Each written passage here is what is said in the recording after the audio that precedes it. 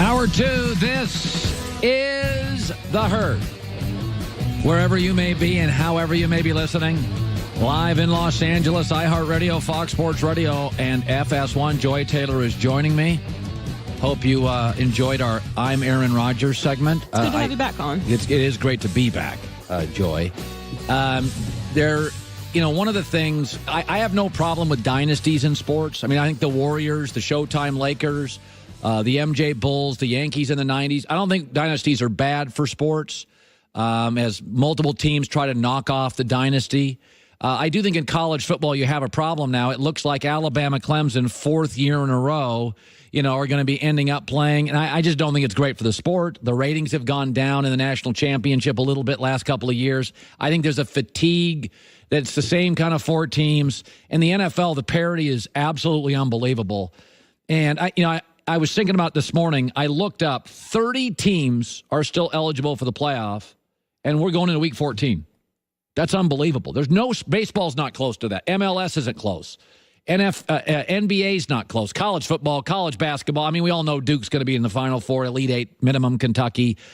NFL, 30 teams are still eligible. Only the Bay Area's Niners and Raiders are out. And of the 19 of the 30 teams, I would call real teams.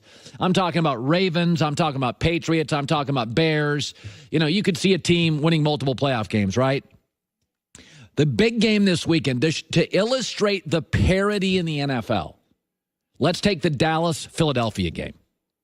Now, the perception around the league now, the wheels are sort of coming off of the Eagles. At 6-6, they're falling apart. And the Cowboys at 7-5 just beat the Saints. Extra time to prepare for this game. They are humming.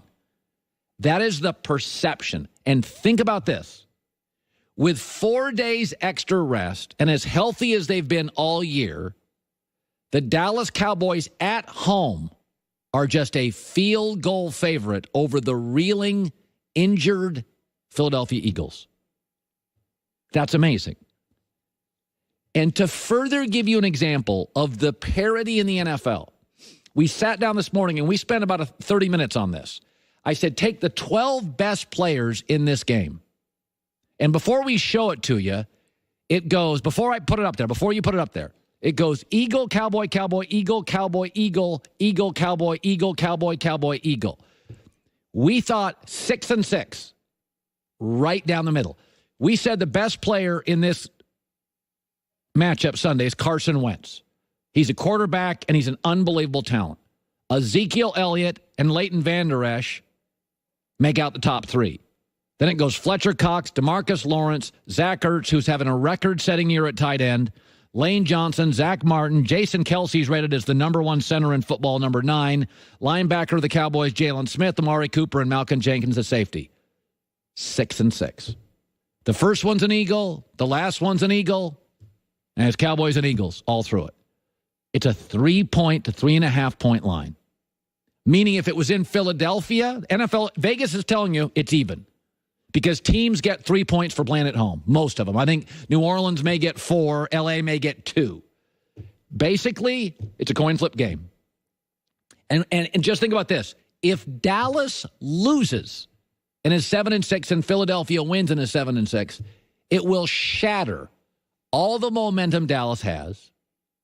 It will take away all the equity built by the Cowboys with the Saints win. And this is why the NFL is 4 times more popular than college football. A big part of it is simply this. On any given weekend, a team that is on fire, just beat the Saints, extra rest, at home, is a coin flip over the Super Bowl champs who finally have a winning streak, who are reeling, who are a mess in the secondary, who can't get the Golden Tate thing right and have lost 2 running backs.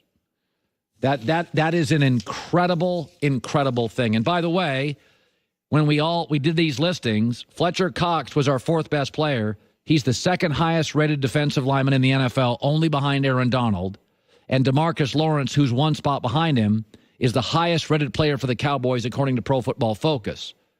Vander Esch leads the NFL in solo tackles. So we went down and we looked at numbers, Pro Football Focus, where do they rank, and give or take a spot, that's the best 12 players, 6-6. So I was thinking about this. about the Packer job. And Bruce Arians said yesterday, shifted the Packers, that he would not take the Packer job. And I was thinking, I think there's a very few great jobs in the NFL. Now, obviously, there's only 32 head coaching jobs in the NFL.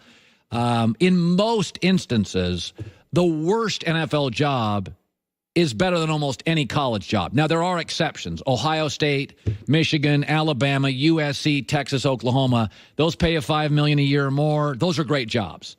But there's 120 college jobs. There's about 6 great ones. Clemson, maybe. 6 great ones. NFL, there's only 1 or 2 bad jobs. And I'm not even sure if Jacksonville's bad. It's just currently a mess because they've overpaid for Blake Bortles. But what would make a job elite? The 3 things to me that would make a job really a great, not just a good, but a great job. Stable ownership. So that's going to eliminate the Colts. Jim Irsay is too impulsive. The Seahawks, because Paul Allen has passed and his family members don't like sports. The Jets, the Raiders, Packers don't have an owner, and the Bears. So that eliminates those. Stable ownership. Next, an elite franchise quarterback with many years left.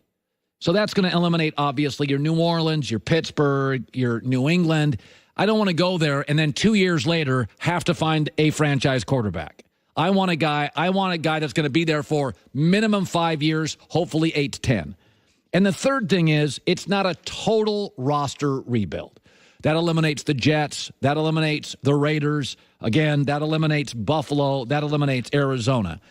As far as I can tell, these are the 5 best coaching jobs in the NFL. Philadelphia, Rams, Chiefs, Texans, Falcons. And I think they all have good coaches. Some better than others. But those are the 5 jobs.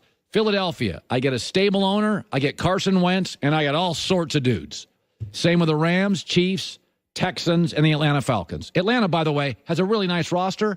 They just lost about a third of it, in the first month of the season. So there are not that many great jobs. And this goes back to the Green Bay situation.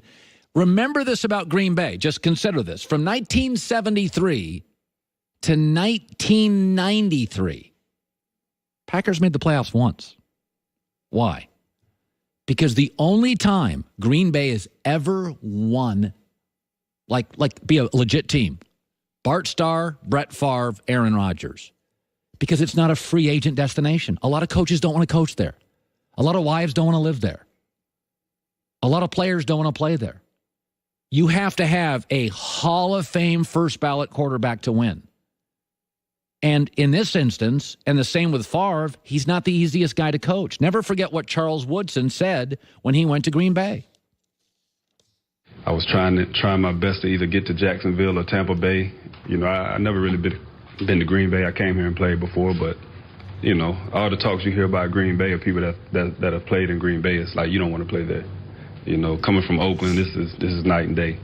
And every account I can remember of someone talking about Green Bay, this was not my type of place. Everything, organization, nightlife, the whole thing. Just being in Green Bay. That's what players. Charles is the only guy that's ever said that publicly.